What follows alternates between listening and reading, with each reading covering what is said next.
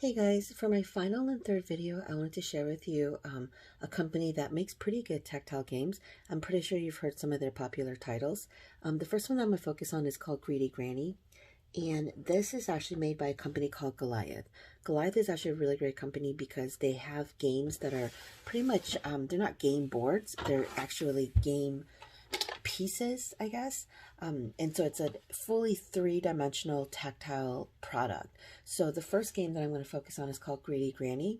And you'll notice that Greedy Granny is a plastic grandma figurine. She's got a purple dress on with some pink slippers and some white socks. She's got some large spectacles on and, of course, the signature purple hair. And she's wearing a purple dress. She's actually laying back in her little red armchair.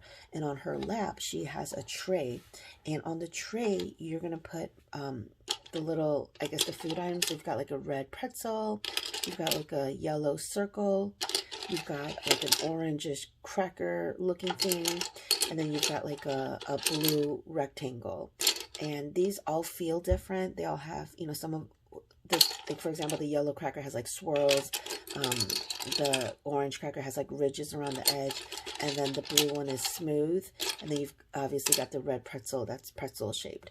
And so the point of this game is you want to actually take or put back, well, you want as believe it's as many treats. I have to look at the instructions again, but you, depending on where you land, you are actually going to be putting back game pieces, or you're going to be taking them out. And so the other component of this game is actually a little spinner. And so the spinner is actually, you know, pretty thin cardboard, which helps us out because it allows you to use the pizza cutter to perforate and separate each of the sections. So you'll see that I perforated the back of it, and so that way it actually comes through on the front side.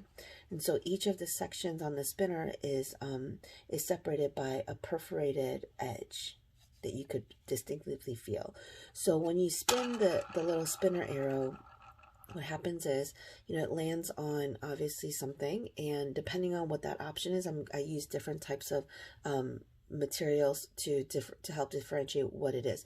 So for the pass, it's a line of rhinestone gems, and then for the parts where you would actually take a food item for the tray, it's actually differentiated by a little rectangle sticker that has tiny gems on it. For the parts where it's purple and you would actually press the button but put food back, I actually have a little pearl like sticker that marks that. And then for the other section where you would actually lose a turn, I use that by these little round stickers, but they have ridges on them. So that would help, you know, tell and differentiate what you would be doing during your turn. I did not braille this because, I mean, anybody sighted or not, braille reader or not, can actually just play depending on what the feel is. Okay. And so whatever you spin, you want to press the little purple button. Oops. And then what happens is she pops up. Okay. All right. So the next game that I wanted to show you guys is called, this is actually my son's favorite. This one is called Burping Bobby. My son is very much into flatulence right now, so any gassy game he's going to really enjoy. So Burping Bobby is probably, out of their tactile games that I found, one of the games where you really couldn't get too creative in how you're going to modify it. So Burping Bobby, the tokens that come with it are pretty small, so I'll show you what we did. So before I go ahead, let me just open up the food tokens. And so this is Burping Bobby. He is a hippopotamus. That's his mouth. And then he has a hand crank on his side. So Burping Bobby is actually a three-dimensional little model of a really adorable blue hippopotamus. He's got an orange t-shirt on. And what you do is you would actually put water in one of his ears. One of the ears actually switches off. So you remove one of the ears, and then you put just a couple of drops of water in there, and it causes him to make some pretty gnarly burps. I personally don't add the water in there because it still works perfectly fine without it. I just don't like the idea of having water in a plastic container that I can't clean out just sitting there. So Burping Bobby is actually sound. So you would turn the switch on. And so what happens is you have, let me just pull these up. You have little tokens and chips, and you want to put them face down. And then on the other side, you have some type of food. So you have, for example, an onion, you have cheese, you have, let's see what else I could find. I guess the other one was a garlic. Here's the onion. There's a token with the garlic and onion on it. And then there's one with like a can of beans. And I believe there's one, oh, here it is. There's one with pizza, my favorite. And then there's another token that has a picture of a Coke bottle on it. So each of these tokens have a number, and depending on what the number is, you want to actually go ahead and crank it that many times. So you put them face down, and you would randomly pick one. And again, I'm not 100% sure on the rules because I play by my son's rules, but I would pick number 2 up, and then what I would do is I would open his mouth. I would put it in his mouth, and then I would crank it 2 times because it had the number 2 on it. Okay, so since he did not burp, okay, I guess never mind, he did eat it. So once he hit the tokens in his mouth and he swallows it, there's a little latch on the back of his shirt, and that's where all the tokens fall in. So I think the only challenge with this one is because the little tokens are so small. I believe the tokens are about 1 centimeter in diameter. What I did is I actually just brailled the circles and just put braille numbers on it. So if your child cannot read braille, then they would probably need some assistance with being told on what the number is. So I'll show you what the burp sounds like. What happens is once you crank it enough,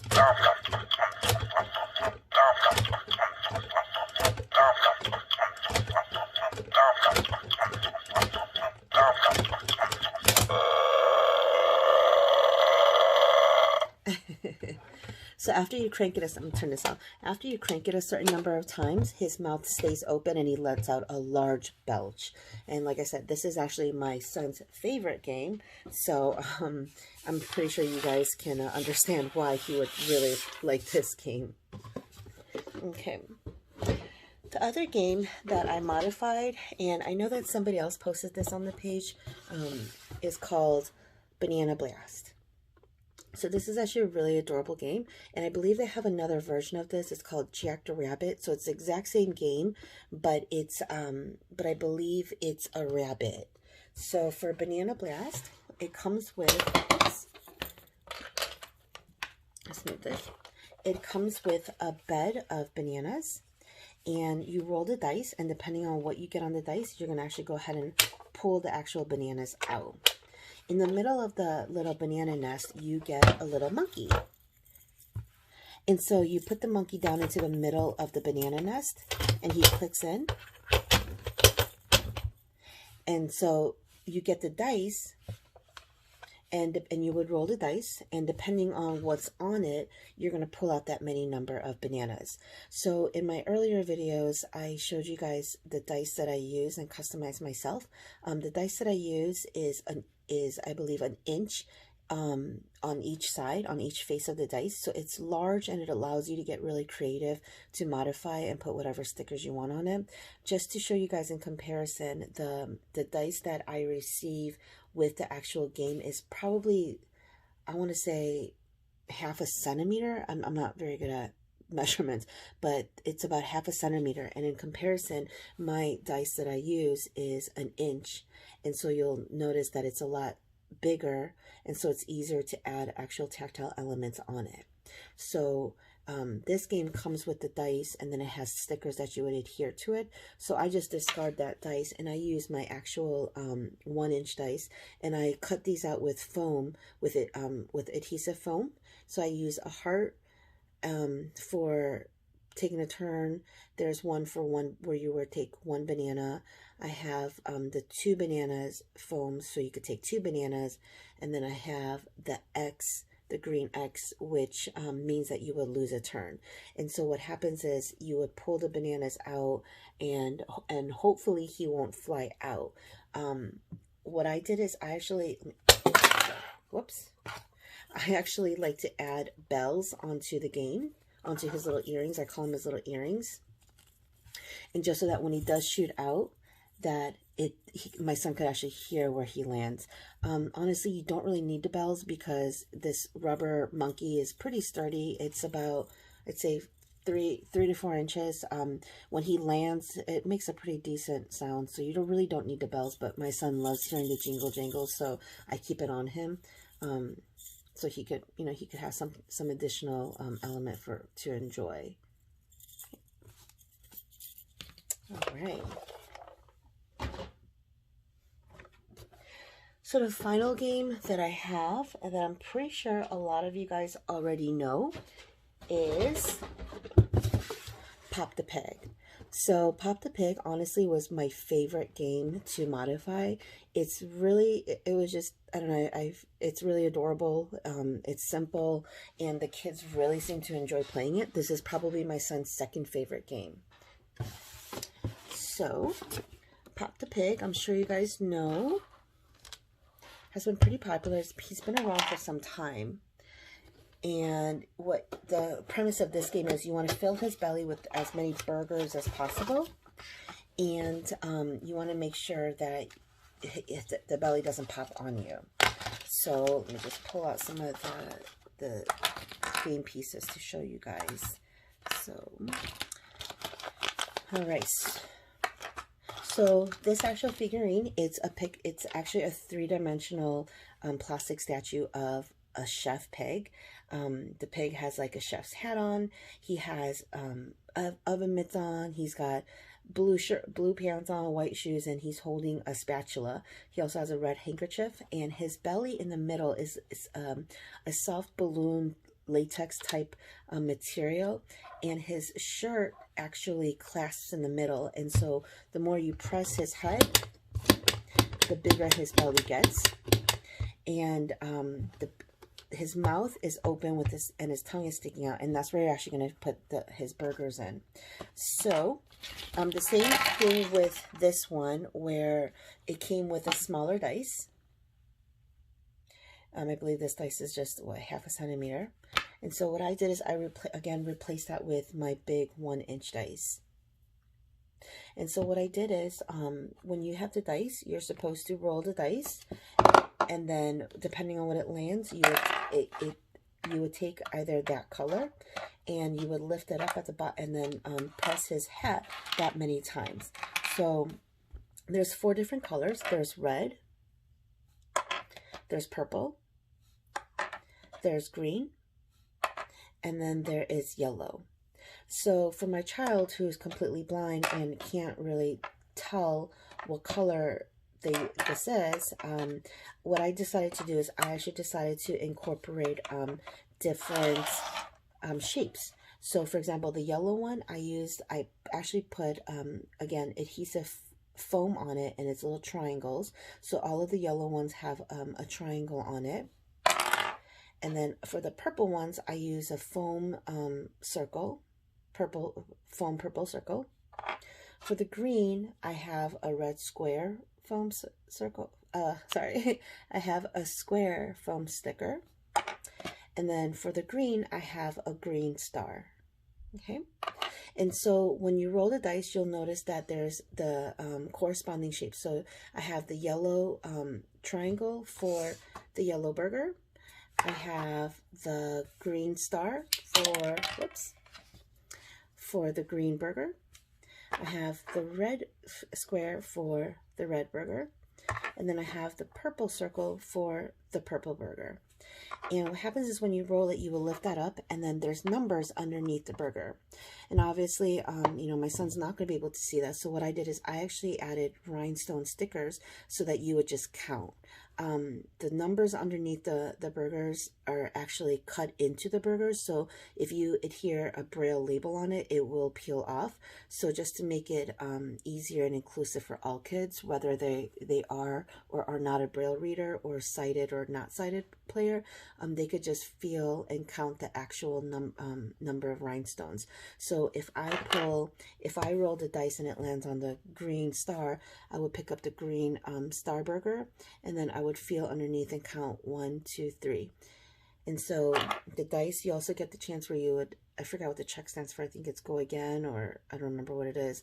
And then they have the X for you skip a turn.